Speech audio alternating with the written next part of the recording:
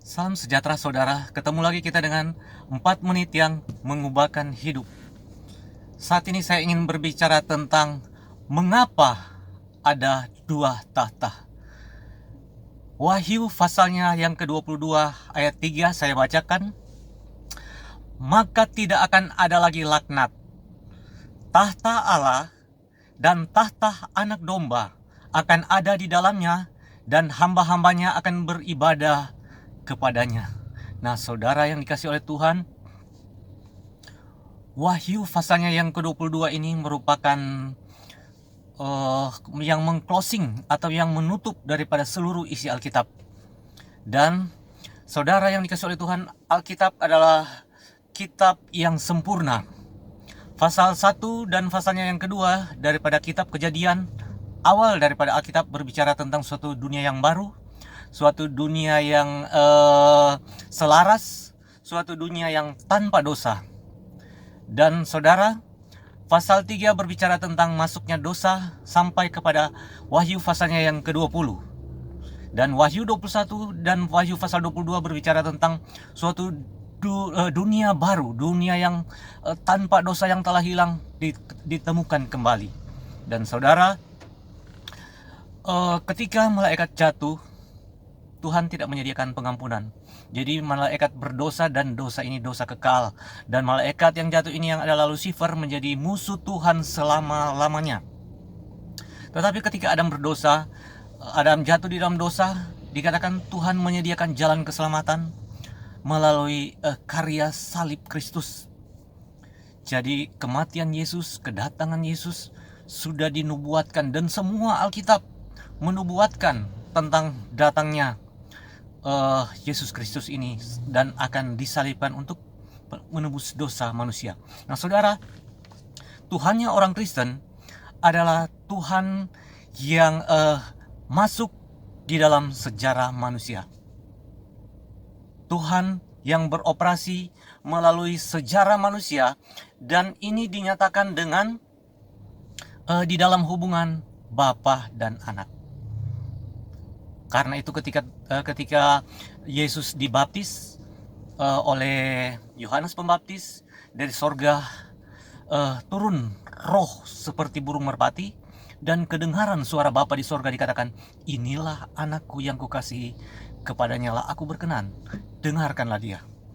Dan kalau kita melihat juga kitab Kejadian ayat 1 sampai ayatnya yang ketiga, Kejadian pasalnya yang pertama ayat 1 sampai 3 dikatakan, pada mulanya Allah menciptakan langit dan bumi.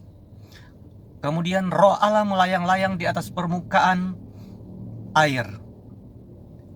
Bumi belum berbentuk, dan roh Allah melayang-layang di atas permukaan air, dan berfirmanlah Allah, jadilah terang, maka terang itu jadi.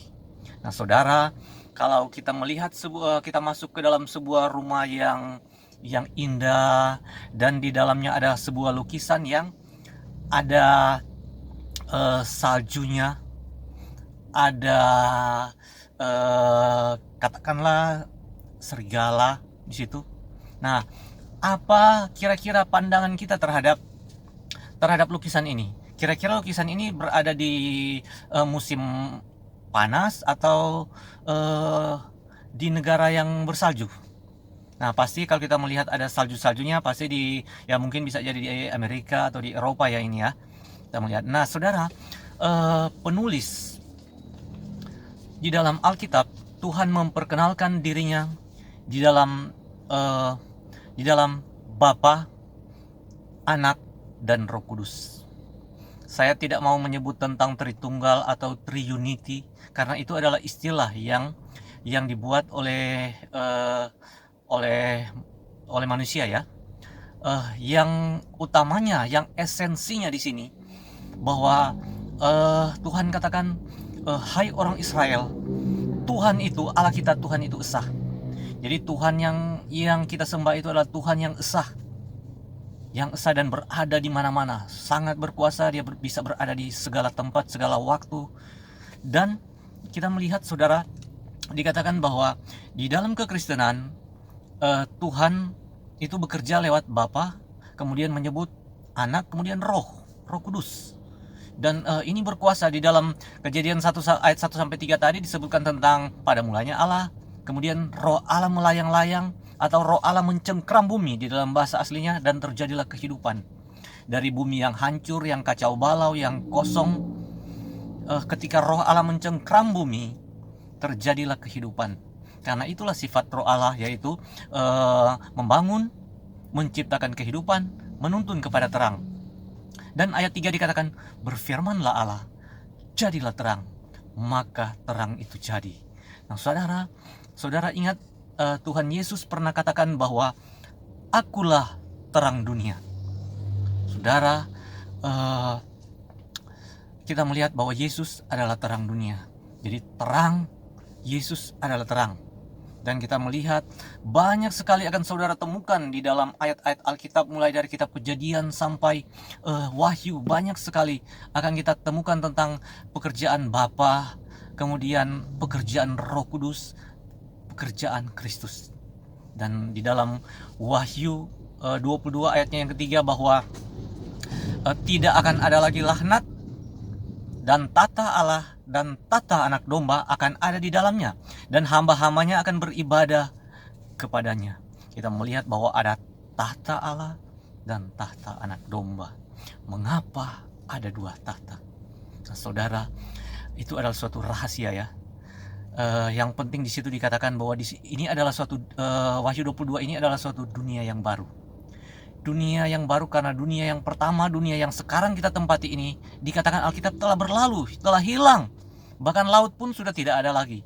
Yang ada adalah sungai air kehidupan di dalam ayatnya yang pertama, Wahyu 22, dan dikatakan di situ, lalu ia menunjukkan kepadaku sungai air kehidupan yang jernih bagaikan kristal dan mengalir keluar dari tahta Allah dan tahta anak domba itu. Kalau saya, saudara, sebagai seorang Kristen, seorang yang percaya Kristus, percaya bahwa Kristus telah datang ke dunia, melepaskan, membebaskan, menyelamatkan kita dari segala dosa kita, dan memindahkan kita dari kerajaan kegelapan kepada kerajaan Tuhan, kerajaan terangnya yang ajaib. Saya percaya akan hal ini. Dan saudara, bagi saya pribadi, tidak apa-apa kalau di dalam sorga itu ada tahta Allah, kemudian ada tahta anak domba. Anak domba ini siapa? Anak domba inilah Kristus, Yesus. Tidak apa-apa, yang penting saya sudah masuk sorga. Enggak apa-apa di sorga ada berapa tahta ya. Yang di sini dikatakan ada tahta Allah dan tahta anak domba.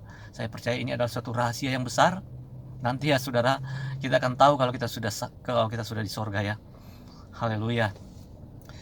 Mengapa ada dua tahta, saudara? Ini adalah suatu rahasia yang terpenting di dalam iman kita, saudara. Yang menyelamatkan kita adalah iman kita, bukan perbuatan baik kita, tetapi iman yang akan menyelamatkan kita. Dan kalau di dalam Alkitab dikatakan iman di dalam Kristus Yesus. Setiap orang yang percaya salib Kristus akan diselamatkan. Saya percaya pengajaran tentang Bapa, Anak, dan Roh adalah suatu pengajaran yang tidak gampang diterima oleh akal sehat kita.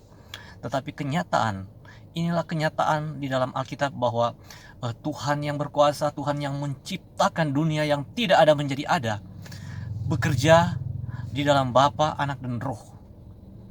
Dan Roh ini adalah suatu pribadi yang sama. Bapa berbeda dengan anak, anak berbeda dengan roh, roh berbeda dengan Bapa, tetapi hakikatnya adalah sama. Ya saudara, saya tidak mau menyebutkan Tritunggal atau Triunity, karena istilah Tritunggal itu kita tahu bersama adalah absolute in one. Jadi Tritunggal berdiri masing-masing ya, seperti Camat, Koramil, Kapolsek ya. Tetapi saya katakan bahwa Bapa, Anak, dan Roh di dalam Alkitab ini adalah suatu banyak sekali ratusan ayat-ayat yang berbicara tentang pekerjaan Bapa, Anak, dan Roh di dalam Alkitab. Inilah kenyataannya, saudara.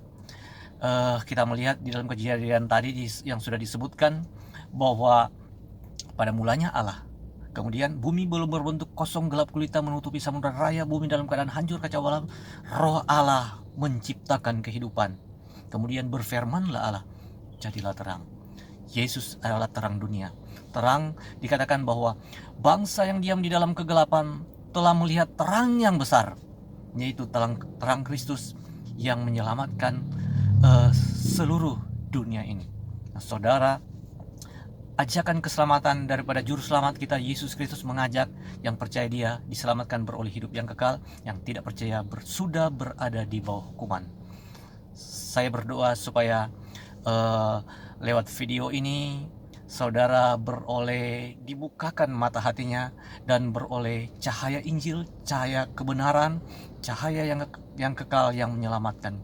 Mengapa ada dua tata? Ada tata Allah dan tata anak domba. Yang terpenting yang saya dan saudara bisa sampai ke tempat ini, ke dunia baru di mana ada tata Allah dan tata anak domba. Sampai ketemu lagi saudara, Tuhan memberkati. Haleluya.